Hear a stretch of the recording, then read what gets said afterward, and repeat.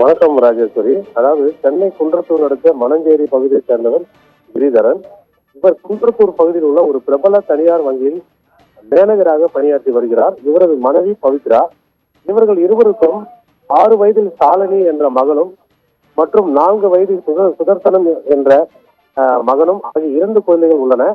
கிரிதரன் வீட்டில் எலி தொல்லை இருந்துள்ளது. இதனால் அவ்வப்போது எலிகளை கொள்வதற்காக எலி மருந்து மற்றும் எலி பேஸ்ட் ஆகியவற்றை பயன்படுத்தி வந்துள்ளனர். எலியை கொள்வதற்காக வீட்டில் எலி மருந்து வைத்த நிலையில் அந்த மருந்தின் நெடி வீடு முழுவதும் பரவி உள்ளது. இதனை சுவாசித்த குடும்பத்தைச் சேர்ந்த 4 பேரும் சில மணி நேரங்களில் உடல் நலக்குறைவு ஏற்பட்டது. உடனடியாக 4 பேரும் அருகில் இருந்த தனியார் மருத்துவமனையில் சிகிச்சை பெற்றனர். மேலும் மேல் சிகிச்சைக்காக சென்னை போரூரில் உள்ள தனியார் மருத்துவமனையில் அனுமதிக்கப்பட்டு சிகிச்சை பெற்றனர். சிகிச்சை பெற்று வந்த மகள் சாலினி மற்றும் மகன் சாய் சுதர்சன் ஆகிய இருவரும் அடுத்தடுத்து சிகிச்சை பலனின்றி உயிரிழந்தனர்.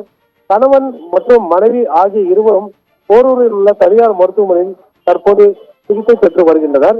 இது தொடர்பாக போலீசார் வழக்கு பதிவு செய்து விசாரணை மேற்கொண்டு வருகின்றனர். எலி மருந்து நெறி பரவி 2 குழந்தைகள் உயிரிழந்த சம்பவம் அப்பகுதியில் அதிர்ச்சியும் பரபரப்பும் ஏற்படுத்தியுள்ளது. நன்றி மனோகரன்.